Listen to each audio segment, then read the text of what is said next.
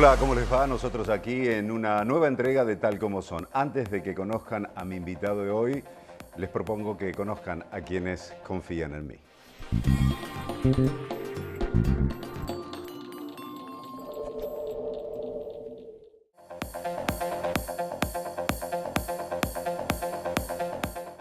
Sí al 98% de cloacas, sí al 100% de agua potable y sí a la menor mortalidad infantil de América Latina. ¿Te animas a seguir diciendo que sí a vivir mejor? Yo digo que sí.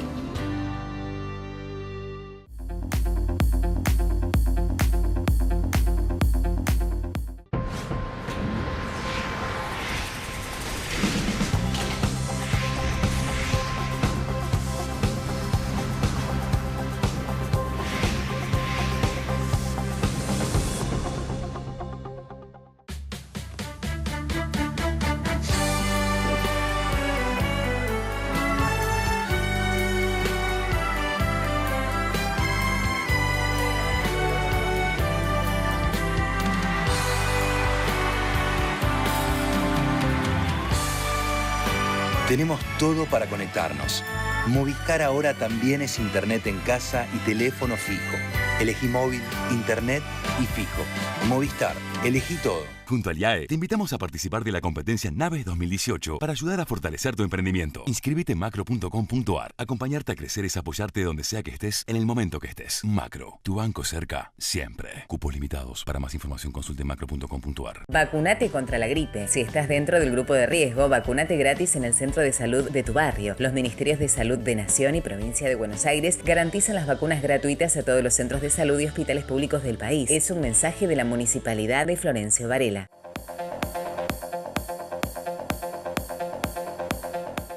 Un cálido sol de invierno te invita a conectarte con la naturaleza, con los sabores.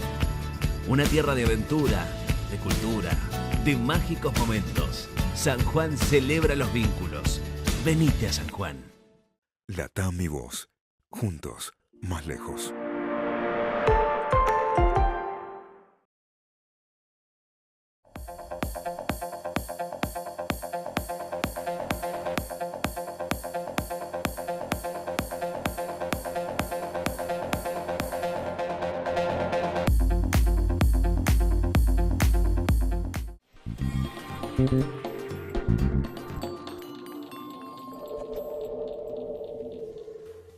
Mi invitado de hoy es médico, cardiólogo, profesor universitario, pero también se ha transformado en un especialista en lo que se denomina la epidemia del siglo XXI, que es el estrés. Ha desarrollado allí un programa de diagnóstico y tratamiento muy particular y es importantísimo escucharlo para aprender a vivir y empezar a sanar muchas cosas que por ahí podemos sanar sin medicamentos también.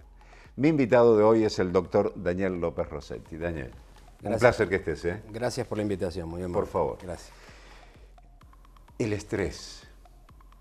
En definitiva, lo que hemos descubierto, que vamos aprendiendo, y todo deriva, todos otro tipos de enfermedades que tienen que ver con lo fisiológico, lo funcional, pero dice, no, eso, el estrés te provoca eso. ¿Es tan así? Dos cosas. A ver. Una, el estrés tiene mala prensa en el siguiente sentido. Sin estrés no hay vida. Epa. Sí, sin estrés no hay vida. El único lugar donde no hay estrés es la paz del cementerio. Es muy complicado. Es que cierto nivel de estrés es necesario para vivir. Vos, Claudio, para hacer tus programas, tus grabaciones, tus estudios, tenés que tener una aptitud y un grado de activación mental y físico acorde a las circunstancias. Sí. A mí me costaría dar una clase universitaria si no estoy a la altura de las circunstancias. Claro. Suena un bocinazo cuando uno cruza la calle, si no estás a la altura, no saltás y se acabó. Hasta un punto el estrés es normal y es igual que el azúcar en sangre. Si yo le pregunto a tus televidentes si el azúcar en sangre es normal, sí, y pongo cara mala, me van a decir, y no, es que es normal hasta un punto. Por encima de un punto se llama diabetes. El estrés es lo mismo. Hasta un punto es normal y por encima de eso deja de serlo y tiene un nombre más raro que es distrés. Si tuviese un paciente con muy bajo nivel de estrés, tendría que estresarlo para que viva bien. es como la sal para el huevo frito, más o menos. Exactamente. Ahora sí, hablando en el sentido en el cual el estrés hace mal, si existiera una palabra, si yo escribiese en un pizarrón, ¿no, Claudio? Estrés es igual a ¿qué? ¿Qué palabra representaría la palabra estrés? Sufrimiento. Ajá. Cuando uno la pasa mal, cuando las cargas que uno lleva en la vida, como la mochila de un mochilero, superan mi capacidad de respuesta, ingreso en una condición de estrés malo o distrés. Cuando las cargas superan mi capacidad de respuesta, ingreso en una situación de estrés malo, Daniel, sufrimiento. Claro, y que eso es tan particular como cada persona, la capacidad de absorción de esa mochila, de esa carga, ¿no? Sí, ¿O es no? individual, es personal. No importa lo que sucede, sino lo que yo creo que sucede. La misma realidad, Claudio, es distinta para vos, para mí Totalmente. o para cualquiera de tus televidentes. Se resuelven de distintas formas. Se resuelven de distintas formas y se ve, porque la realidad no existe. La realidad es la visualización que nosotros hacemos de los hechos, las circunstancias y el mundo desde nuestros propios procesos psíquicos. Pero la misma realidad es distinta para 2, 5 o 10 personas. Lo llevo, digo yo, a esto con cuando hay un hecho y se necesitan testigos. Dice, tenés 20 testigos, vas a tener 20 versiones distintas de lo que ocurrió. Exactamente. Aparte, la memoria biográfica es cambiante. La memoria no es algo estanco, estático. Sí. En el caso de los 20 testigos es muy interesante, porque también en nuestra vida es muy interesante. Si yo le dijese a Claudio que me cuente su vida, no me vas a decir la verdad. Tampoco la diría yo. Pero no porque no querramos, sino porque cada vez que recordamos, reestructuramos nuestra memoria. La memoria no es volver al pasado al presente, es una reestructuración de algo que tuvimos en el pasado. Las memorias biográficas son necesariamente fabulatorias. Pero hay hechos puntuales que quedan, a pesar del paso del tiempo, no se modifican. ¿Puede ser? Sí, claro, hay cosas que están grabadas a fuego. Pero la interpretación de esas cosas pueden variar aún con el tiempo. Es decir, lo cual es positivo que varían. Bueno, creo ¿Tiene que ver con la evolución de cada uno o no? Tiene que ver con el aprendizaje de cada uno y el manejo del estrés y de las tensiones. Woody Allen dijo, la comedia es el drama más el tiempo. Entonces, cuando uno va manejando las cosas con el tiempo, lucen distintas. En medicina, uno de los medicamentos más útiles, y si vamos a la parte de la farmacología, es la cronoterapia. Cronotiempos, terapia, terapia. ¿Pero en qué sentido lo digo? El paso del tiempo.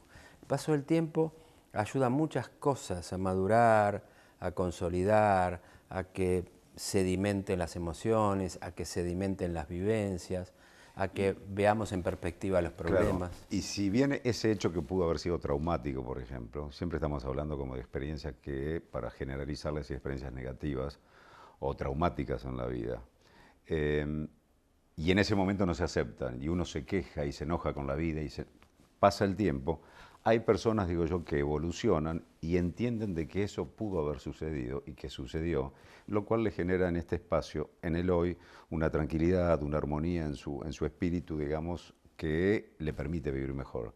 Pero hay personas que no evolucionan en ese sentido, ¿o me equivoco? Coincido con vos. Eso se llama sabiduría, que no es simplemente una acumulación de conocimiento, sino es lo que hago yo con el conocimiento y lo que hago yo con el tiempo. Y la frontera final para el manejo de la vida, y digo la frontera final no porque sea al final de la vida, puede hacerlo un muchacho, un joven, alguien de 30 años, 50 o 90. Sí. La frontera final del manejo del estrés, que tiene que ver con no sufrir, es la filosofía. Si bien hay condiciones médicas, biológicas, de diagnóstico, de terapéutica, farmacológicas, endocrinológicas, neurológicas, neurotransmisores, un montón de cosas, la medicina tiene un área terapéutica y diagnóstica. En el manejo del estrés y el bienestar hay un área que tiene que ver con la psicología, particularmente la psicología que se llama cognitiva, que es la psicología científica, pero la frontera final, Claudio, es la filosofía con la cual yo me tomo la vida. Y eso a veces viene de fábrica, hay gente que lo tiene más fácil, mi mamá lo tenía fácil, por ejemplo. Hay gente que lo tiene de fábrica y hay otros, como puede ser mi caso, que lo vamos aprendiendo con los golpes y a veces nos apuramos para aprenderlo lo antes posible, porque tiene que ver con aquilatar experiencia, y la experiencia que sobre todo no se graba con los éxitos, sino con los fracasos. De hecho, me parece que la experiencia básicamente es el fruto de los errores cometidos. Pero alguna vez el filósofo Bonavena dijo, la experiencia es un peine que te dan cuando te quedaste calvo. De ahí que sea importante aprender de los otros. De ahí que sea importante ser humilde. De ahí que sea importante ser sencillo. De ahí que sea importante dudar de todas las afirmaciones que uno mismo se hace. Dudar racionalmente, no dudar en el temblar, sino saber que todo nuestro pensamiento es dinámico y puede cambiar. Si yo aprendo a dudar y disiento con una opinión de Claudio, la postura más sencilla y humilde es decir, espera, yo ya sé lo que pienso sobre este tema, pero Claudio piensa diferente. El gol ahí, el gol es decir, explícame, Claudio. Y empezás a, ¿viste? Es lo que decimos comúnmente, abrir la cabeza a percibir o escuchar. Yo digo, a veces es más importante escuchar que decir. Creo que siempre.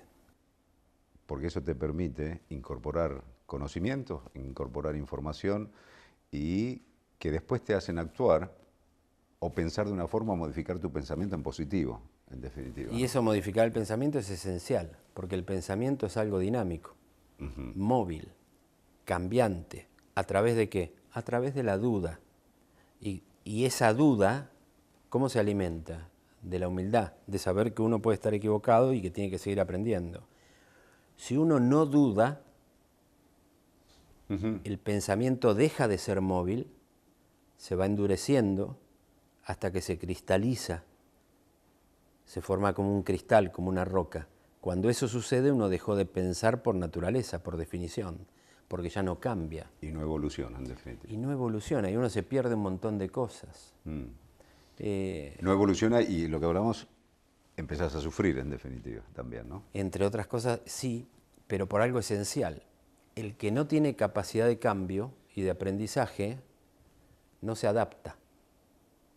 ¿Vos sabés cuál es el nombre anterior a estrés, que es lo que empezamos esta charla? El nombre originario de la palabra estrés, escrita en inglés, stress. ST, sí. Exactamente. El nombre originario era Síndrome General de Adaptación. Hans Selye, un austrohúngaro que lo describió en 1936, que fue el que hizo los primeros trabajos al respecto, lo llamaba Síndrome General de Adaptación. ¿Qué es un síndrome? Un conjunto de signos y síntomas. ¿Qué es un síntoma? Lo que el paciente siente, dolor de cabeza. ¿Qué es un signo? Lo que el médico ve. Te veo tal color en los ojos, etc. Síndrome general, porque afecta a todo el cuerpo, de adaptación. El que no se adapta, sufre. De hecho, las enfermedades por estrés se llaman enfermedades por desadaptación. Claro. Si lo trajeses en la metáfora oriental, dirías que adaptarse es como el junco que se mueve ante el viento y vuelve a su condición anterior. Exactamente. Y eso, como vos bien decías en algún momento, tiene mucho que ver con el saber escuchar, el saber aprender, el darle tiempo a la evolución del pensamiento y de las emociones. Coincido con vos en escuchar más de lo que se habla, y hay algo muy común que se dice, por algo tenemos dos orejas y una sola boca, ¿no?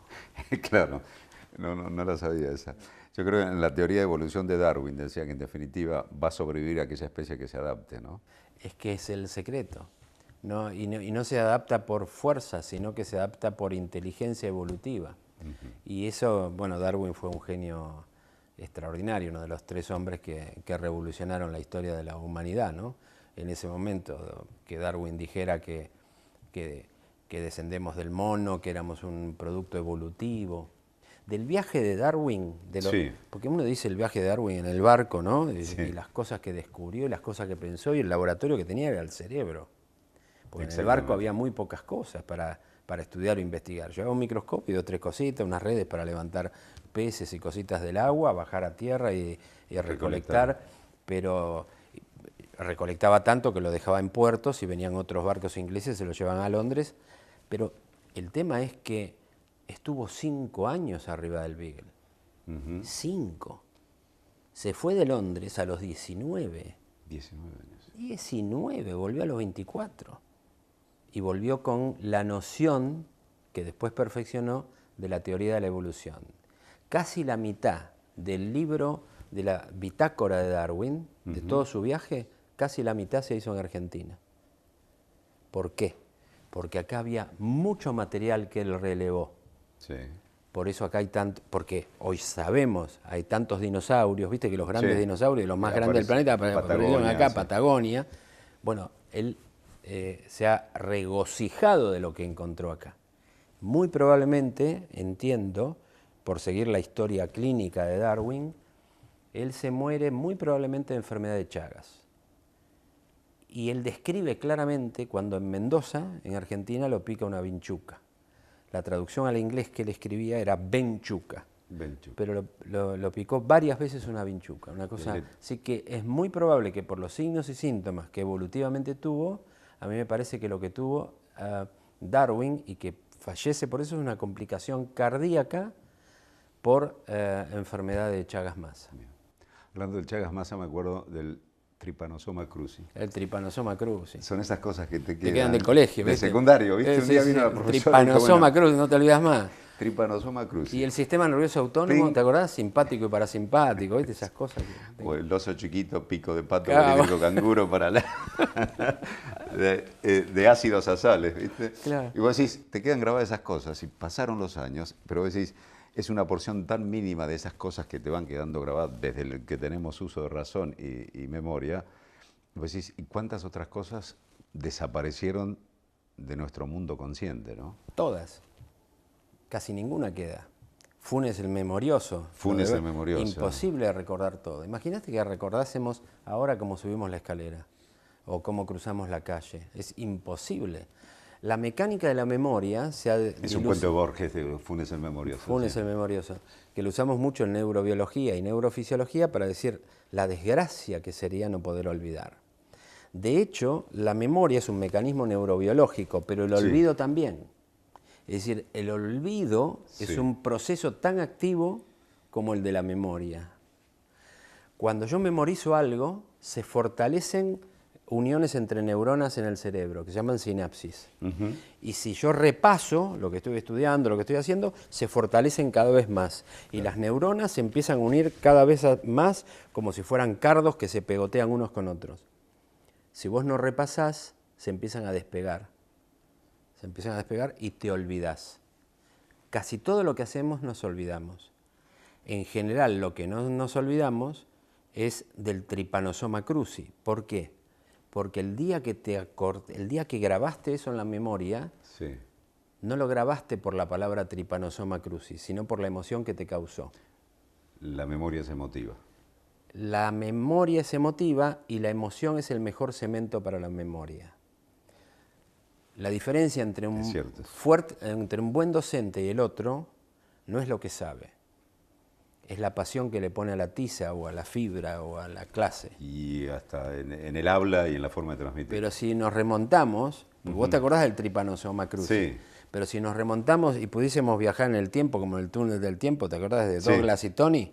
Y viajás en el tiempo y ves el día que seguramente hubo una emoción y después lo repasaste y te causó gracia y el Trypanosoma cruzi y lo volvés a repasar hoy, y ahí quedó grabado porque la emoción... ¿Y por qué? Porque no somos seres racionales. Claro.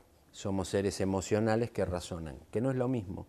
Millones de años de evolución teniendo emociones y sentimientos. La razón, la analítica, la dialéctica, la lógica es un fenómeno recientemente llegado a la historia evolutiva del ser humano. ¿Cuál es la diferencia entre lo que es emoción en uno y sentimiento en uno? Son dos cosas diferentes. La emoción es una cosa, el sentimiento es otra. La emoción es una vivencia experiencial que se transmite al cuerpo. ¿Momentánea?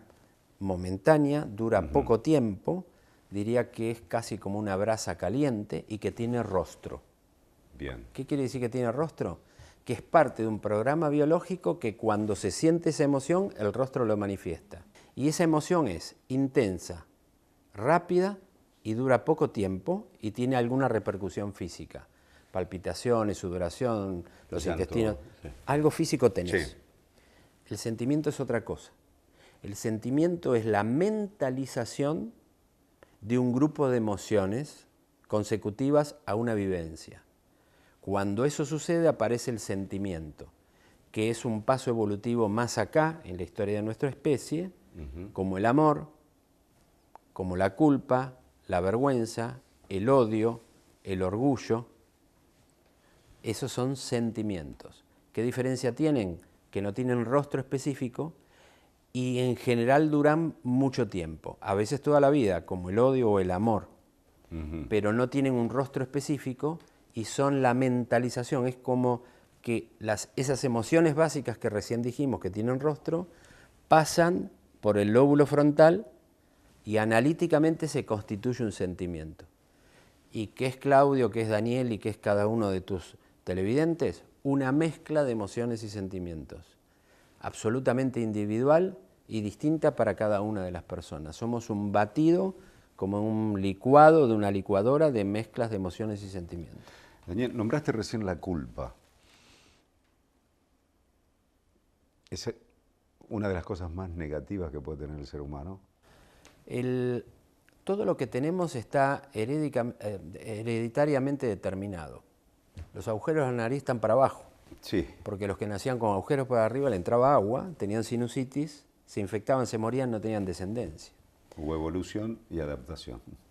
Las cejas están para que la transpiración vaya a los costados y que no tengamos infecciones en los ojos y tengamos descendencia. Las orejas están para adelante para escuchar lo que viene de adelante porque tenemos visión frontal, miramos para allá. Del mismo modo que la naturaleza seleccionó cada una de estas cuestiones, agujero de la nariz para abajo, cejas, orejas, seleccionó emociones y sentimientos. La emoción más antigua es el miedo. Sin el miedo un predador nos hubiese comido y no estaríamos acá. Sí. El miedo no es sonso. La patología del miedo son los trastornos de ansiedad. Eso es otra cosa. Pero el miedo es necesario. Lo mismo los sentimientos. En general, todo lo que tenemos sirve para algo. La culpa es una emoción de orden negativa que genera una carga displacentera, pero también fue seleccionada por la naturaleza porque sirve. ¿Para qué sirve la culpa? Para saber que uno ha roto algo, que uno ha pasado una barrera y generó un daño. X, sí. Acordamos algo, rompo un vaso, este que está acá, y siento culpa. ¿Para qué se siente culpa hereditariamente, evolutivamente? Para reparar. Daniel, y a ver, la culpa es un sentimiento. El ponerse colorado, o digo, voy al caso de la vergüenza, también es un sentimiento. ¿El ponerse colorado es una emoción? El ponerse colorado es un sentimiento que en el momento que lo vivís, tenés descarga de adrenalina y un montón de cosas que produce vasodilatación. Y eso de ponerse colorado como un tomate. Colorado como un tomate. Pasa al cuerpo. Sí. La diferencia entre emoción y sentimiento, que existe y es clara, emoción es algo en rojo y sentimiento es algo en azul. Rojo como brasa caliente, azul como algo sostenido en el tiempo.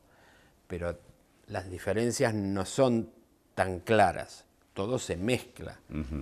Cualquiera que describí qué sentís por tal o cual persona, no puedes usar una sola palabra. En general hay más palabras, porque son mezclas de cosas, e incluso son dinámicas.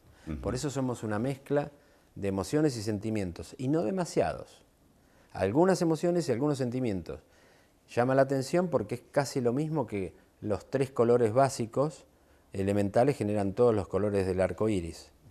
Y son nada más que 3 colores. El rojo, el azul, el verde generan todos los colores del arco iris. Y 7 notas musicales, do, re, mi, fa, sol, la, si, hacen la 9ª sinfonía. Bueno, nosotros la estamos... de música que hay en los distintos ritmos que yo a lo largo de la historia. Con eso nada más. Lo mismo pasa en el hombre. Hablando de la envidia, ¿Es necesario un poquito de envidia también en todo ese equilibrio? Es una de las preguntas más difíciles que me haces.